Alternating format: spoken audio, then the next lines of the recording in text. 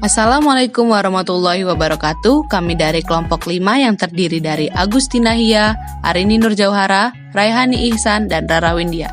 Kami akan menjelaskan mengenai installment sales atau penjualan cicilan.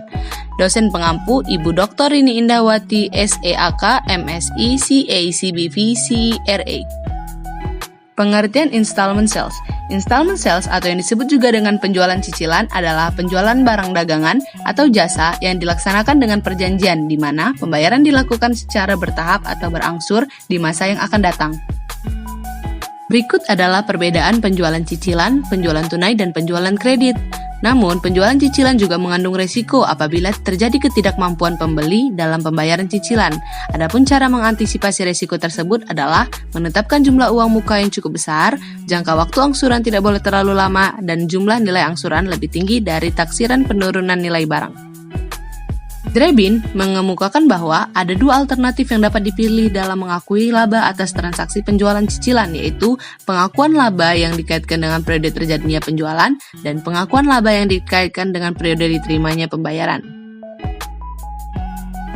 Contohnya, PT Z menjual tanah ke PT X sebesar 250 juta, uang muka 50 juta, angsuran 10 kali setengah tahun, bunga 12% dan komisi 1%.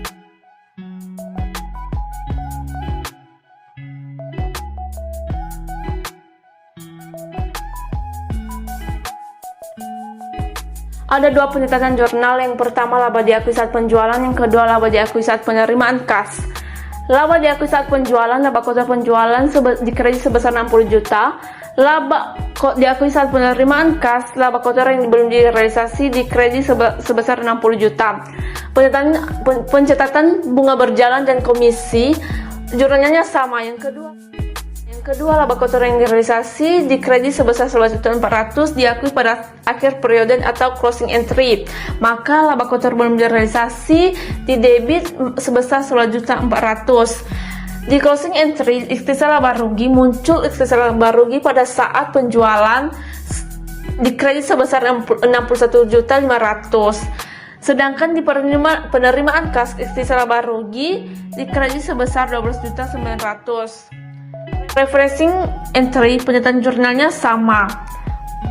Jurnal akhir tahun, laba kotor yang belum direalisasi dicatat menjadi laba kotor yang direalisasi, maka jurnalnya kas didebit 32 juta, piutang angsuran dikredit 20 juta, pendapatan bunga dikredit 12 juta.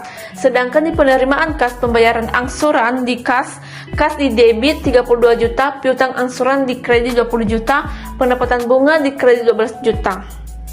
Selanjutnya menyusun laporan keuangan untuk perusahaan yang melakukan penjualan cicilan. 1. Laporan posisi keuangan. Penjualan kredit akan menimbulkan perkiraan piutang usaha, sementara penjualan cicilan akan menimbulkan perkiraan piutang penjualan cicilan. Akibatnya dalam laporan posisi keuangan perusahaan yang melakukan penjualan cicilan akan ditemukan pos atau perkiraan piutang penjualan cicilan atau piutang usaha cicilan di samping perkiraan piutang usaha. Selanjutnya, dengan penjualan cicilan, laba kotor yang timbul atas penjualan tersebut diakui secara bertahap dan tidak sekaligus atau metode cicilan, sehingga pada sisi kredit laporan posisi keuangan akan terlihat pula perkiraan laba kotor penjualan cicilan ditangguhkan untuk menggambarkan besarnya jumlah laba kotor yang timbul dari penjualan cicilan tersebut yang belum direalisir pada periode tertentu. Berikut ini merupakan akun-akun yang muncul di laporan posisi keuangan penjualan cicilan. Dan berikut merupakan akun-akun yang muncul di laporan laba rugi penjualan cicilan. Selanjutnya, pencatatan transaksi mengenai ketidakmampuan membayar seorang debitur untuk meneruskan cicilannya. Yang pertama, pencatatan untuk pembatalan kontrak dengan membatalkan sisa piutang penjualan cicilan dan juga sisa laba kotor penjualan cicilan ditangguhkan.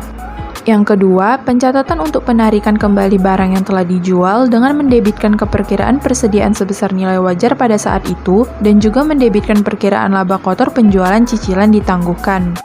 Lalu ada tukar tambah dalam penjualan cicilan. Untuk menarik minat para konsumen melakukan pembelian secara cicilan, seringkali penjual memberikan bentuk-bentuk keringanan tertentu dalam penjualan cicilan.